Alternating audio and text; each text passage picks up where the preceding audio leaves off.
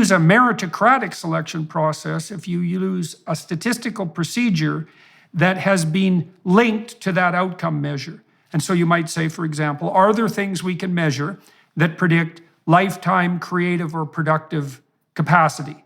And the answer is, well, yes, we actually know what they are. So one of them is general cognitive ability, which is often assessed with IQ tests or SATs or MCATs or GREs, standardized tests. And the other is personality, with a secondary, what would you say, contributor of interest. And so people who are productive have high general cognitive ability, which can be assessed quite rapidly.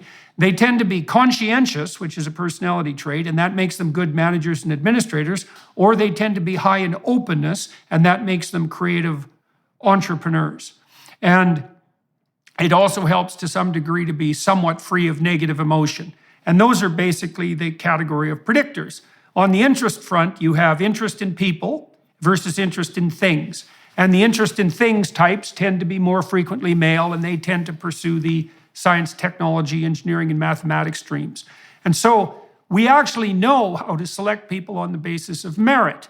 We do general cognitive ability testing and personality and interest, and you can provide a very economically valuable service to each individual and to the state at large by selecting according to those criteria, because you then select people who can benefit most radically from being put with their peers and from education. And the data on this are crystal clear.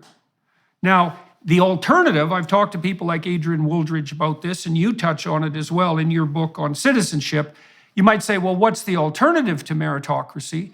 And Wooldridge's hypothesis was that in the absence of a technical meritocracy, you reverted to dynasty, so it's aristocratic transmission of status, or nepotism, which you talked about already in relationship to kinship. And so as soon as you abandon the merit principle, you open up the grounds, in all likelihood, to all sorts of corrupt admission processes. And so the universities are going to be wrestling with that. They already are, because one of the ways they discriminate against Asians, which is everyone's loss, right, to not maximize our exploitation of the productive and competent Asians, let's say, the way they discriminate against them is by deeming certain stereotypical Asian personality traits as not appropriate on the personality front. And they do that to gerrymander the admission criteria on the basis of race. And I think they've even, in the last 2 years, evolved beyond that.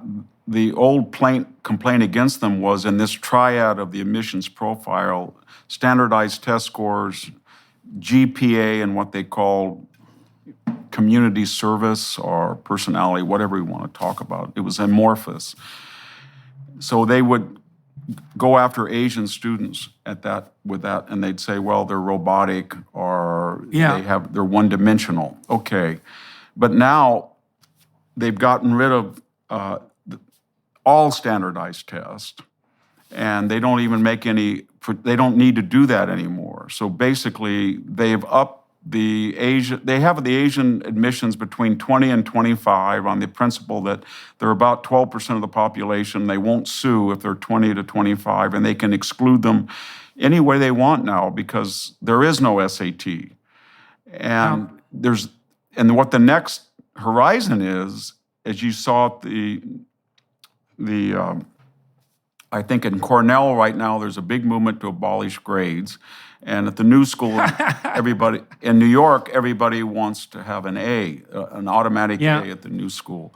And we're going to see that because what's happening on these Ivy Leagues very rapidly, it's almost amazing at kind of the speed of light, that graduation and admission are now synonymous. In other words, once you're admitted, and that was true to some extent in the past, we're kind of reverting back to this, what you mentioned, the old boy gentleman C Ivy League of the 40s or 19th century.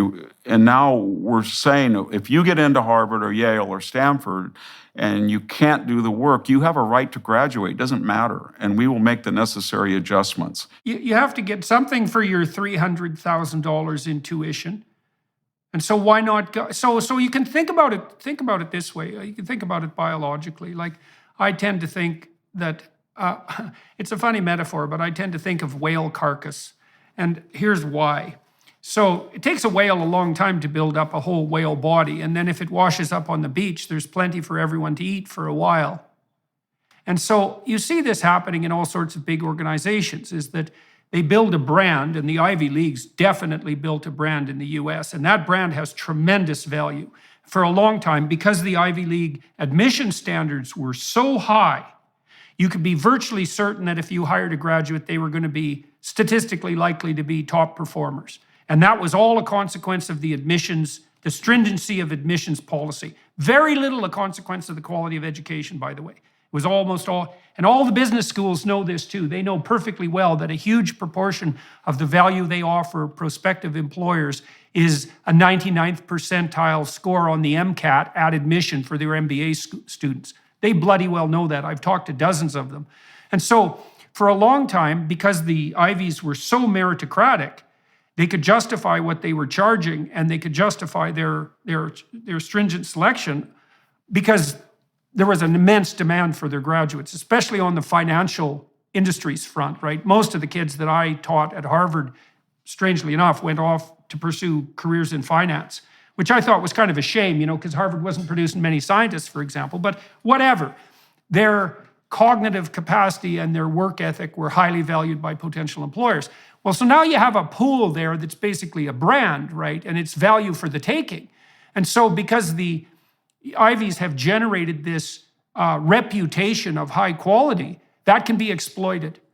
And what's happening right now is a huge invasion of parasitical exploiters. And a huge portion of those are the administrators. You said, what, there's 15,000 administrators at Stanford for 16,000 students? Yes. That's hilarious. Yes.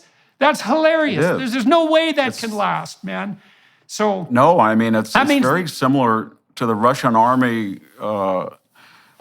in its disastrous year in 1940, latter part of 41, when they had so many commissars that were overseeing military operations that had no intrinsic worth other than to impede and supposedly make sure that everybody was a proper Marxist-Leninist, that the German army almost got to Moscow. And then, of course, Stalin stopped it.